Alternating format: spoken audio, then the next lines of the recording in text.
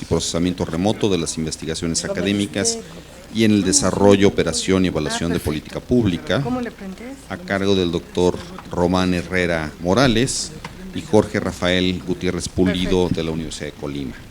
La conducción y comentarios de la doctora Natalia Volkov del INEGI. Pues vamos a iniciar por respeto al tiempo del programa, y es un gusto volver a presentar al doctor Ramón Herrera y al doctor Jorge Rafael Gutiérrez después de un arduo año de trabajo, más bien de un año de arduo trabajo. El doctor Ramón Herrera es ingeniero en comunicaciones y electrónica con maestría en telemática por la Universidad de Colima y obtuvo el doctorado en tecnologías de información en la Universidad de Guadalajara, cuando todavía eran solo tecnologías de la información, ahora ya son también de la comunicación. Durante 12 años se desempeñó como encargado del desarrollo del soporte del Sistema de Gestión de Bibliotecas, el CIABUC, en la Universidad de Colima, y fue director durante 2 años, del 2001 al 3, del Centro de Edición Digital de la Universidad de Colima. Actualmente se desempeña como profesor investigador de tiempo completo en la Facultad de Telemática de la Universidad de Colima, y sus áreas de interés de investigación son los sistemas de búsqueda de recuperación semántica, inteligencia artificial, gestión del conocimiento, minado de datos, cómputo paralelo, metadatos, bases de datos y Big Data, y aplicaciones para Internet y redes sociales, entre otras. El doctor Jorge Rafael Gutiérrez Pulido, él es profesor investigador de tiempo completo también de la Universidad de Colima y es responsable del laboratorio de cómputo desde 2010. Ha participado en comités editoriales internacionales del SBIR, entre otras. Es NI 1 y profesor perfil PROMEP desde 2004. Colabora también en la columna del Estado del Arte de la revista Computer Sapiens, editada por la Sociedad Mexicana de Inteligencia Artificial desde 2008. Y sus intereses de investigación coinciden mucho con los del doctor Herrera, son web semántico, aprendizaje artificial, minado de datos, descubrimiento de conocimiento, recuperación semántica de información y visualización de datos. Le cedo la palabra al doctor Herrera. Gracias. Agradecemos también al Fondo Sectorial, al CONACYT, al INEGI, al Laboratorio de Microdatos, a la doctora Natalia, por estar participando en este proyecto que es sumamente interesante. Nuestro proyecto se llama Medición del uso de los servicios del Laboratorio de Microdatos y Procesamiento Remoto en las investigaciones académicas y en el desarrollo, operación y evaluación de la política pública. Me acompaña mi compañero, el doctor Rafael Gutiérrez Pulido. Y bueno, esta es la agenda, los temas que vamos a tratar en estos 20 minutitos, y vamos a procurar ser lo más rápido posible para tratar de comunicar la mayor cantidad de información. Primero, una introducción de lo que es el proyecto, lo que se persigue, la metodología que perseguimos. Bueno, es un proyecto de 2 años, en 2 etapas, entonces estaríamos describiendo en la mayor parte del tiempo el trabajo realizado en este primer año. ¿Cuáles son los resultados que hemos obtenido hasta la fecha? ¿Qué nos faltaría por realizar en el año siguiente? Y algunos comentarios finales. Bueno, en la parte de la introducción, pues es un proyecto que fue apoyado y aprobado por el fondo para la Universidad de Colima, a la cual pertenecemos. Comenzamos a trabajar a partir de mayo del 2018, ahorita ya estamos en el tiempo de la segunda etapa. Y el objetivo general es contribuir a medir el impacto de los diferentes productos estadísticos e información que ha generado el INEGI. Y para ello, pues echaremos mano de buscar referencias, recursos de información en todo el Internet, particularmente el web, utilizando repositorios especializados y propiamente pues técnicas de minado de datos, ¿no? Minado de datos y en diferentes repositorios. Lo que buscamos es pues entregarle al INEGI una base de datos de referencias que contenga los metadatos de todas aquellas publicaciones que han sido publicadas por diferentes personas y que han hecho uso de la información del INEGI. Como primer gran entregable de esta primera etapa, pues ha sido eso, conformar esa gran base de datos que tiene pues metadatos y registros especializados con información relacionada de las publicaciones, de los autores, todas las entidades de interés que están relacionadas pues con lo que son recursos de información. En la segunda etapa se estarían desarrollando diferentes herramientas, por ejemplo, herramientas para que esta base de datos se pueda seguir actualizando, se pueda seguir dándole mantenimiento por personal del INEGI, para que se pueda incorporar en el portal del INEGI para que pueda ser accesible, para que se puedan hacer búsquedas a través de su portal. Vamos a generar una propuesta metodológica para que se ayude a medir esa contribución que ha tenido el INEGI a lo largo del tiempo.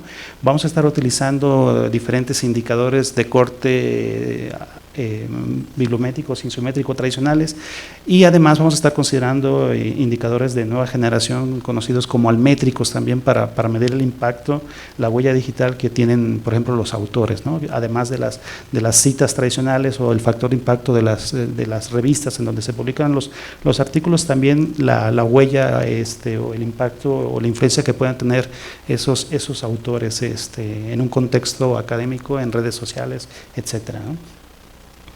Bueno, nuestro equipo de trabajo es un equipo bastante extenso, está conformado por diversos estudiantes de licenciatura, algunos becarios, un becario de estancia postdoctoral, los que participamos como profesores del grupo de trabajo, más otros tantos compañeros profesores que nos están ayudando en la asesoría y la revisión de los trabajos de tesis.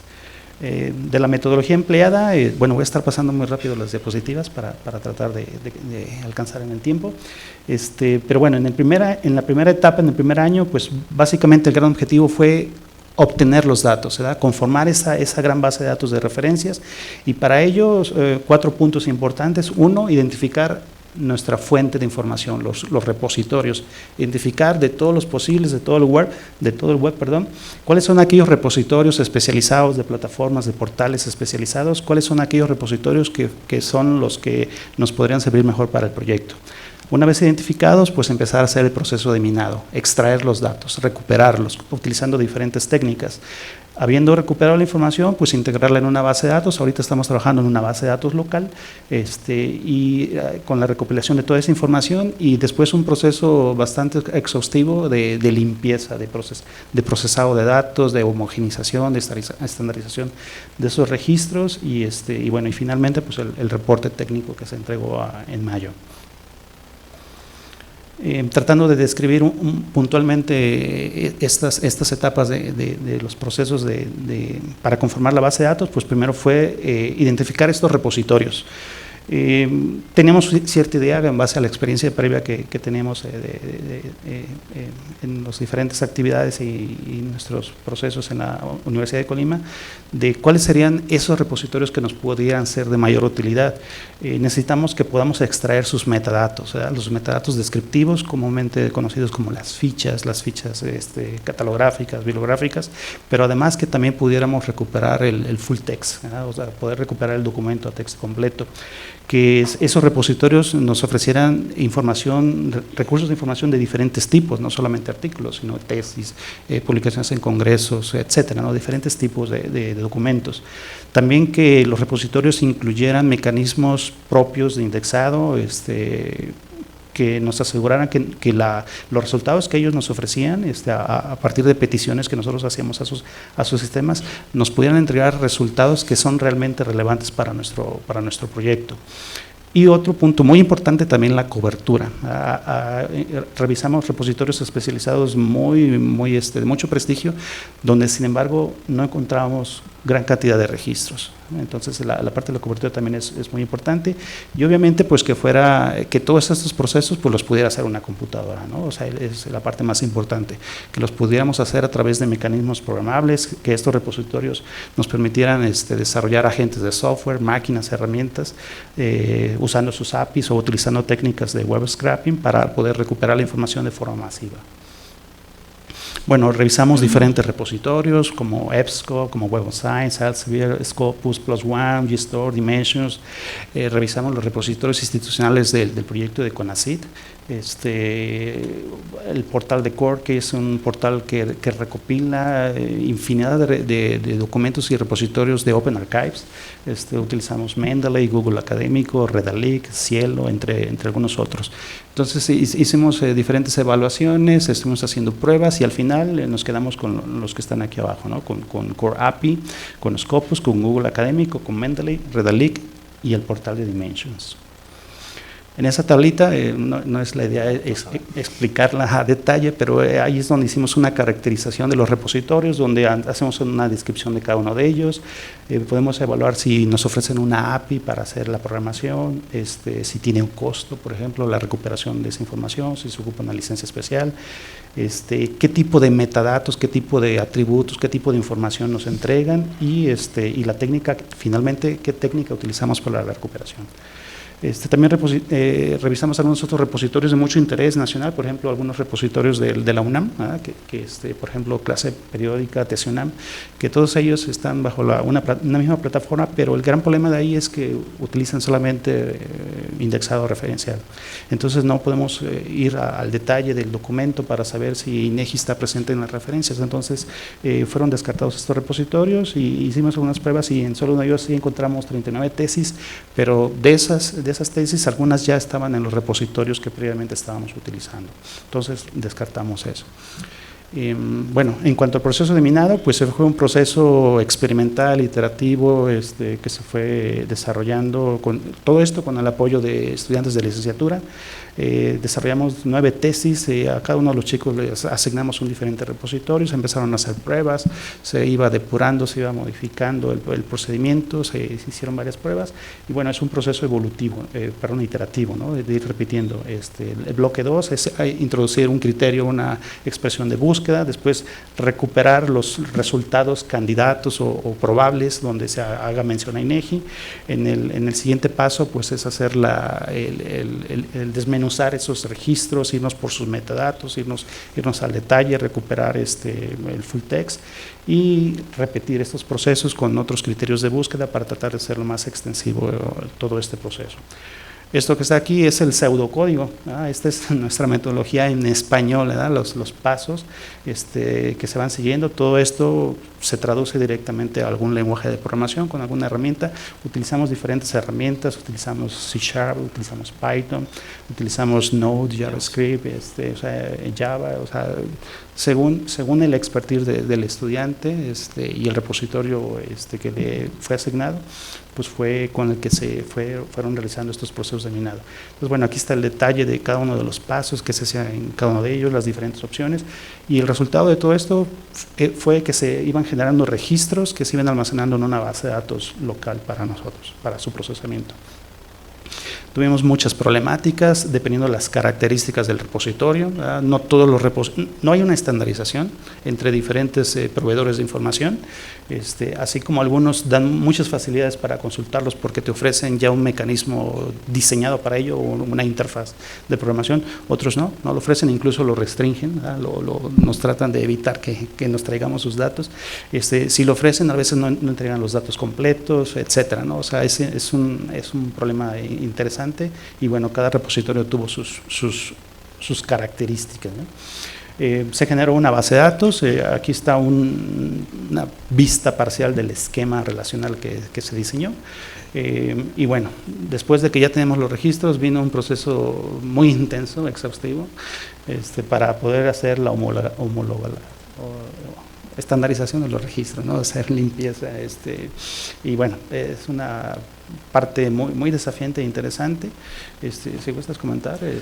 Sí, respecto de las bases de datos, fue un proceso también iterativo. Los chicos iban trabajando en el diseño de las bases de datos, empezaban con un diccionario de datos y esto poco a poco fue evolucionando.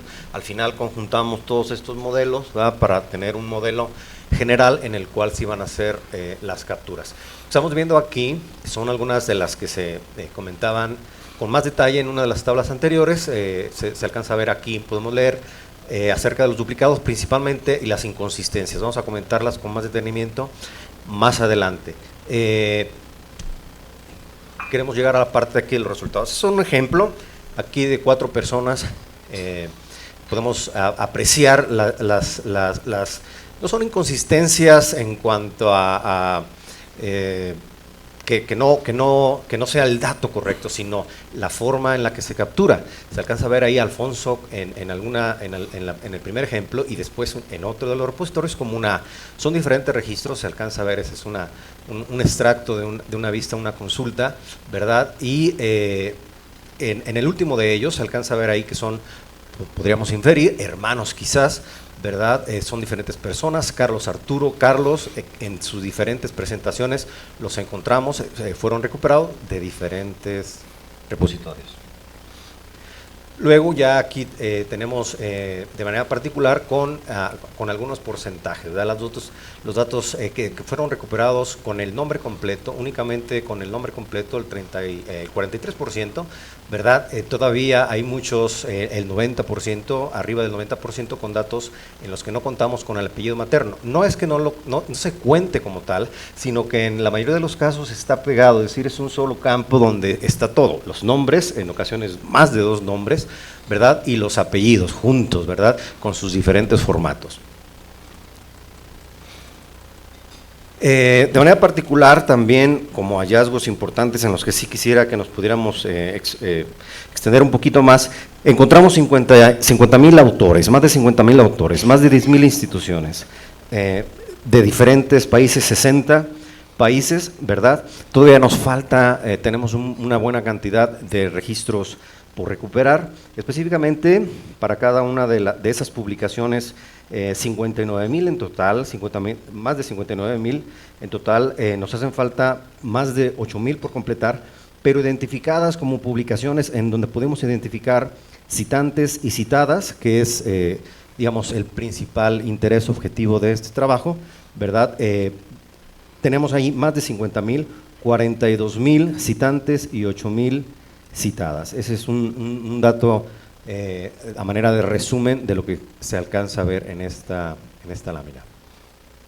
Bueno, de toda esta caracterización que se ha hecho de la información que se recuperó, nos estaremos basando con 50,000 registros de publicaciones, de los cuales la mayor cantidad pues son publicaciones de diferentes autores que están citando, de alguna manera hacen alguna referencia al INEGI.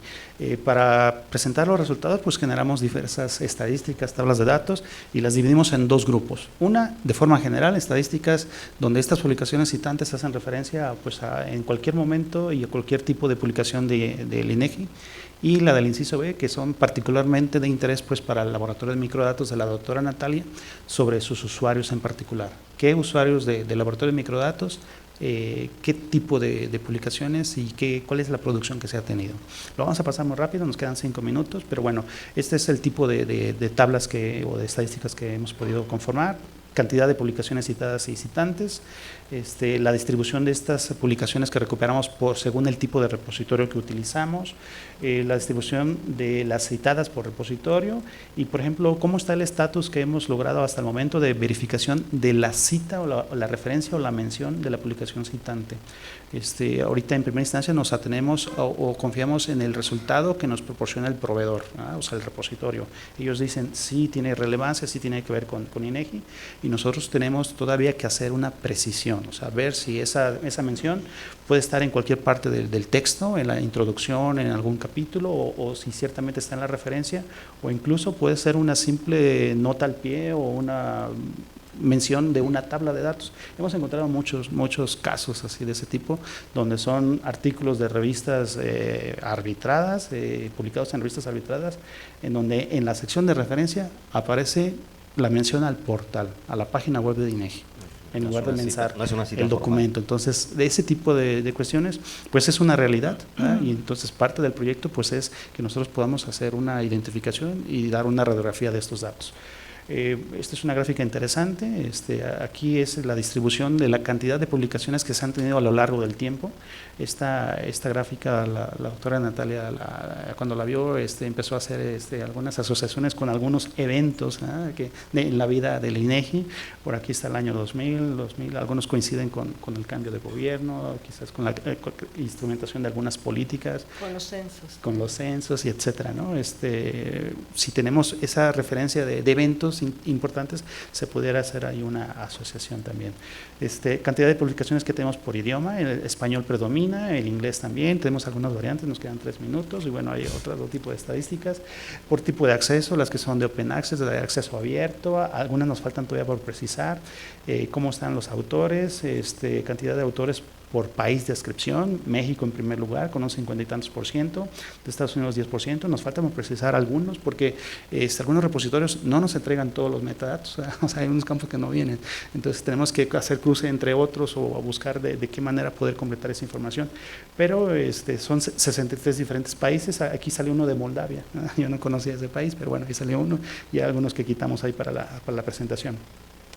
Este es otro punto importante de lo del DOI, hemos estado platicando de esto, de la necesidad de tener un ID, que eso ya existe, pero es universal, y eso sería muy importante que todo documento lo tuviera. La realidad hasta el momento es que con DOI solamente hay el 33%.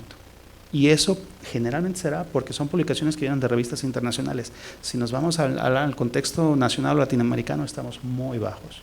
Estadísticas propias para el laboratorio de microdatos, nos pasaron una lista de 1.774 usuarios del laboratorio, de esos encontramos que 306 de estos usuarios tienen publicaciones y son alrededor de 1.392, casi 1.400, y aquí está una lista de los usuarios top, el top 20, aquí la doctora Natalia podrá identificar algunos de sus usuarios más queridos, nosotros no los conocemos más que aquí el nombre de la doctora Claudia Sheinbaum, es la única que se nos hizo famosa, y bueno, la distribución por repositorio, nos queda un minuto, la distribución de estas publicaciones de los usuarios del laboratorio por el espacio del tiempo. Tenemos entendido que el laboratorio no existía como tal hasta una cierta fecha, pero bueno, aquí hay algunos otros registros previos. La distribución de cuántos autores son por cada una de estas publicaciones. Aquí se ve que la gran mayoría publica solo, un porcentaje muy alto. El tipo de documento, si son de tipo open access, el idioma, las que tienen DOI y las que no tienen DOI, etcétera, ¿no? Entonces es estadísticas que tenemos y que vamos a ir puliendo y precisando y asociando con diferentes entidades. La lista de las tesis, 9 tesis, la gran mayoría ya están listas para la titulación, ¿no? Acaban de egresar los chicos ahorita en julio. Tuvimos 6 participaciones en congresos académicos donde los estudiantes van y presentaron sus avances de sus tesis. Lo que viene para la etapa 2, hacer un proceso de minado donde vamos por el autor, o sea, vamos a buscar el perfil del autor, el perfil del académico, y también vamos a empezar a recolectar los indicadores almétricos de proveedores especializados en Almetrics. Vamos con toda esa información y la que ya tenemos a hacer un análisis de toda esa información para generar resultados más precisos del impacto. Nosotros vamos a generar una propuesta propia en la cual recomendemos utilizar este indicador, para que sea una referencia para utilizarse a futuro.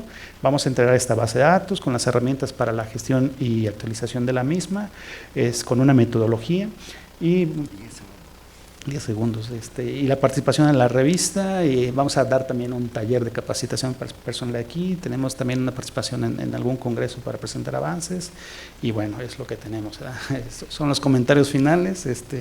Fue un año bastante intenso, necesitamos seguir trabajando, lo que podemos rescatar incluso en un documento de recomendaciones que hicimos para el INEGI, al laboratorio en particular y el INEGI en lo general, de que se puedan instrumentar políticas en donde se fomente el uso de los identificadores, tanto para las personas como para los documentos. Por ejemplo, que si alguien quiere renovar SNI o quiere ser SNI, pues que tenga su ID de autor, ¿verdad?, como requisito o como recomendación, ¿no? Se tardan 5 minutos en sacar y es gratuito, ¿no? Entonces, ese tipo de recomendaciones, la verdad que ayuda mucho en el momento de tratar de hacer la identificación de documentos, de objetos digitales. Hemos encontrado casos, y ya me estoy robando algunos segundos, por ejemplo, donde está una misma publicación, en donde de un repositorio la recuperamos con el título en español y de otro repositorio la recuperamos la misma aplicación con título en inglés. Pero es la misma. Es la misma, pero en nuestra base de datos son 2 registros diferentes. En algunos casos, donde sí trae el DOI, podemos hacer el match y decir, bueno, es la misma. Pero en donde no, tendremos que leerlo, o bajarlo, descargarlo, hacer un análisis manual, ¿no? Entonces, son ese tipo de cosas a las que nos estamos enfrentando. Pues muchísimas gracias, como les dije ayer, es un trabajo muy profesional y riguroso. Quiero hacer la aclaración de que desde hace muchísimos años siempre habíamos tenido la inquietud de ver cuál era el impacto, llámenle valor agregado o impacto, de la información del INEGI. Este proyecto por primera vez concretiza ese interés de saber el impacto que tiene el trabajo del instituto. Sale del laboratorio, pero en realidad no solamente es el servicio de laboratorio, sino es toda la información del instituto. Y bueno, si se dan cuenta, los retos del proyecto anterior y este proyecto son muy similares. Creo que es más sencillo el del proyecto actual, al menos son caracteres, aunque los caracteres tengan mucha problemática, en el otro son objetos. Pero como ejemplo, ustedes decían que no es Big Data, pero podríamos hablar como de Big Data y todo el trabajo titánico que han tenido que hacer de limpieza de datos, de crear catálogos, de estructurar campos y crear catálogos. Y bueno, el resultado es, yo creo que muy positivo. Vemos que han creado una base de datos con registros limpios y que vamos a poder evaluar qué tanto se usa la información del instituto. Entonces, ahora abriría el suelo a preguntas.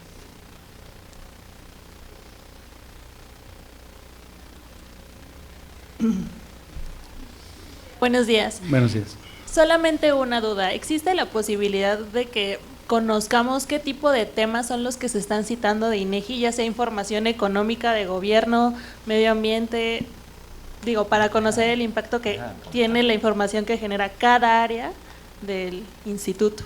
Sí, al momento, y como lo tenemos, no es posible. Podríamos hacer emitir algunos juicios y predecir o tratar de hacer una conclusión, sacar una conclusión y decir es de esta. Pero estuvimos platicando, como lo comenta la doctora Natalia, acerca de la importancia, se acaba de mencionar, del ORCID, los indicadores, identificadores únicos, y eso sí nos permitiría en el vocabulario y palabrería de INEGI y de microdatos, sea programa, sea el otro nombre, programa, proyectos que ha cambiado de nombre, han evolucionado.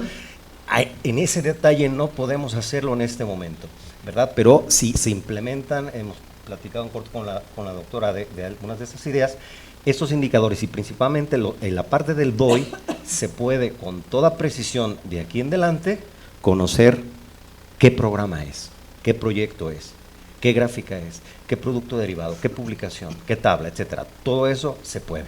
En este momento no. Deja comentarte, el sitio del INEGI sí te puede dar un acercamiento a eso, ¿no? Sí, de hecho, las consultas en el sitio claramente son cíclicas. Cuando hay censo de población y vivienda, se van al cielo, censos económicos se van al cielo. Y puedes ver de cada programa, lo que era antes proyecto estadístico, cuántas consultas hay. En el caso de la cita bibliográfica, como lo mencionaron, ¿sabes cómo nos citan? www.inegi.org.mx, no nos dice nada.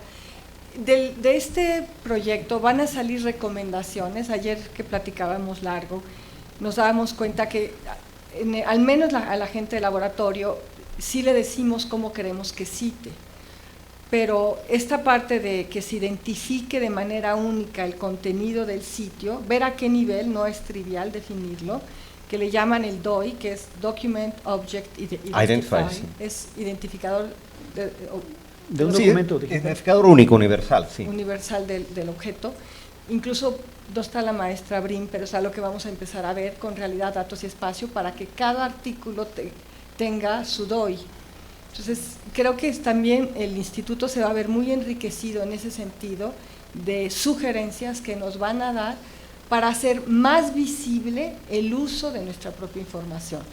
Pero insisto, a nivel de realidad, datos y espacio es completamente trivial porque es el artículo. Pero, por ejemplo, a nivel de un censo de población, ¿dónde queda el DOI?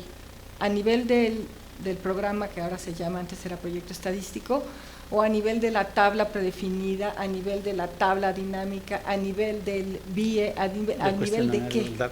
Es complejo, porque al final es la misma información, ¿no? Es la misma base de datos presentada de diferente manera, o el microdato mismo. pero yo creo que se abre una etapa muy interesante en donde nosotros tenemos que reaccionar y quizás hacer ajustes para que sea más visible, con mayor granularidad, la información que se está usando. Gracias. Sí, bueno, nuevamente José Martínez Carranza de INAOE. Tengo dos preguntas. La primera es si para su análisis, lo pregunto porque no me quedó claro, si también utilizan referencias de congresos. Por ejemplo, si hay un artículo de Congreso Internacional Nacional que haga mención de algo elaborado para INEGI o por INEGI, ustedes lo mencionan. Sí, es parte de la caracterización. Nosotros pescamos, buscamos en general y después cuando hacemos la cosecha de los metadatos verificamos el tipo de documento que es. Y en algunos casos sí viene muy preciso, es un proceeding, es una participación, es una tesis, es un capítulo libro, las diferentes variantes de tipo de publicación. Eso viene ahí y está caracterizado y al final se podrán hacer esas estadísticas por tipo sí. de información. Seguro conoces Scopus. Scopus incluye conferencias, entonces sí. Sí, ahora las incluye. Sí. Por ejemplo, está la biblioteca de la IEEE, que tiene larga tradición, la ACM, que No incluye hicimos, congresos. los consideramos, pero es más amplio porque, digo, INEGI es ciencias sociales y todas las áreas, lo estamos viendo aquí en este mismo lugar. Entonces, las vamos a encontrar todas IEEE, todas ACM en Scopus. Sí. La segunda pregunta, y es más preguntar su opinión, sin tratar de hacer mucha controversia. Yo estoy en el área 7 del SNI y a mí me llama la atención que por sus políticas que tienen, no ignoran los congresos, ignoran el impacto que hay en publicaciones arbitradas de congresos.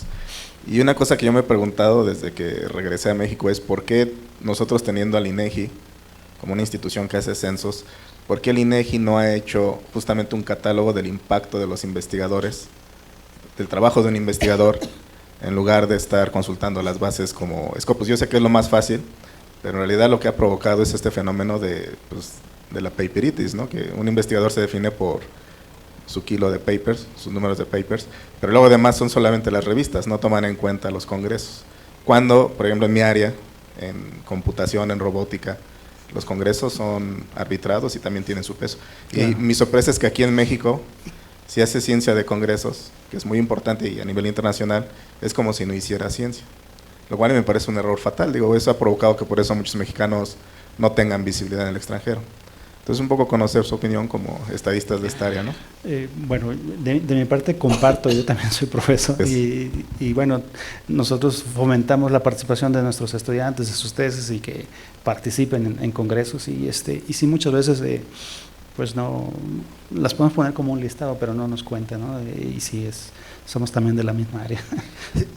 Sí, de mi parte, INAOE y otros están en digamos, son privilegiados, a diferencia de las universidades públicas, como la de Colima y otras del país, en donde no solamente, también hacemos investigación, pero tenemos que hacer también 1000 cosas. A lo mejor en INAOE hace 999, pero todas esas cosas pues también diluyen el esfuerzo, por un lado. Por otro lado, sin duda, hay algunos congresos que son más importantes y son más actualizados y tienen más peso que las revistas, que algunas revistas, algunos congresos. Y ciertamente no se toman en cuenta, ¿verdad? Y por último, nuestra área en CONACYT, creo que le hace falta un mayor liderazgo, impulsar mejor, cambiar las políticas de evaluación de esa área específicamente, no sé si de otras, pero de esa, sin duda, estuve en Inglaterra, allí hice el doctorado, y desde que regresamos ha sido un camino dificultoso. ¿Alguna otra pregunta? Sí, por aquí. Cassandra Reyes del CICI. Yo tenía más que nada una sugerencia con esta problemática que decían de las citas. Para un investigador usuario es como muy claro cómo citas un artículo. A veces cuando vas a citar una página no es tan claro y ayuda mucho que algunas páginas te dicen explícitamente, cita esto como tititititín, y ya entonces uno ya sabe cómo meterlo, ¿no? Entonces esa sería la sugerencia para el futuro. Es la Muy sugerencia que nos van a entregar. Incluso que genere el archivo BibTeX, ¿no? de la referencia que se está usando, ¿no? Y que venga con mucha precisión en todos sus datos. Y el DOI, ¿no? Sí, incluyendo el DOI. y el DOI preferentemente. Sí, es parte de lo que comentábamos. O sea, el INEGI en México puede ser el generador de los DOIs para todos sus productos. Entonces, es parte de que, bueno, no sé cuáles sean los requisitos, pero INEGI es un gran generador de información de suma importancia, muy relevante. Es autoridad. Es autoridad en la materia, no sé, a nivel mundial, en Latinoamérica, no sé. Entonces, INEGI tendría que generar y asignar DOIs a todo producto, a toda información, ¿no? Y de esa manera el acceso a esos recursos sería universal, sería transparente. Comentamos ayer el problema del cambio de la versión en el portal. O sea, muchos investigadores que tenían los links a sus documentos, con el cambio de la versión del portal ya no son accesibles, se perdió el link, está roto. Si tiene un DOI, funciona como un resolvedor de dominios para páginas web. Entonces, se escribe el DOI y donde esté el documento nos va a llevar ahí. Va a ir por él. Entonces, pero INEGI se encargaría de actualizar las referencias, obviamente, pero INEGI sería el responsable de asignar esos DOIs, ¿no? Dos preguntas más y daremos Buenos días, Oscar Francisco de Land Life Company. Tengo una pregunta acerca de las tesis, ya sea de maestría, doctorado, licenciatura. ¿Qué peso tienen, por ejemplo, en este estudio? Porque muchas veces también las tesis son, pues, como los congresos, un poco, pues, ocultas. O sea, no es tan fácil acceder a ellas. Y, por ejemplo, yo tengo una tesis que cito muchas veces al INEGI y yo creo que no está en este estudio. Sí, bueno, dos aspectos aquí que podría mencionar. El primero, para este estudio han sido muy importantes. O sea, los alumnos, a mí me encanta programar, pero no puede hacer uno todo. No puede hacer uno todo. Entonces, necesita uno ayudantes, ¿no? Y esos son los chicos. Y ellos desarrollan sus tesis, escribieron estos artículos que comentábamos, en donde participaron con sus avances, ¿verdad? Y nosotros obviamente les ayudamos, pulimos su redacción y ese tipo de cosas. Y muchos de ellos, algunos de ellos fueron rechazados incluso, no los mandamos y en automático fueron aceptados, por un lado. Y por otro lado, sí, para que sean más visibles las tesis de licenciatura, no es el foro para hablar de ello, pero sí tendría que ver, hay algunos esfuerzos de repositorios nacionales de tesis, pero aún así el de CONACYT, se diluye, de cada institución, o sea, que los alimenten. Sí. A ver, tenemos una por allá. Yo me cambié de lugar, solo me cambié de lugar para que no estuvieran volteando hacia allá. Si es de Colima, sí. Sí, Universidad de Colima. Justo, no sé si parpadeé, como dijo hace rato, pero me gustaría saber cuáles son las palabras que han utilizado para la búsqueda de todos estos documentos, porque estaba revisando, yo soy un usuario de INEGI desde hace 20 años, de la Encuesta Nacional de Salud y Envejecimiento en México, y revisé un par de artículos que hice, y creo que en ninguno hago referencia a INEGI, hago referencia al Estudio Nacional de Salud y Envejecimiento en México, que es levantado por INEGI, pero la palabra como tal no está. Entonces no sé si están considerando cada una de las encuestas como un motor, como lo que utilizan para los motores de búsqueda, porque entonces a lo mejor el impacto sería mayor.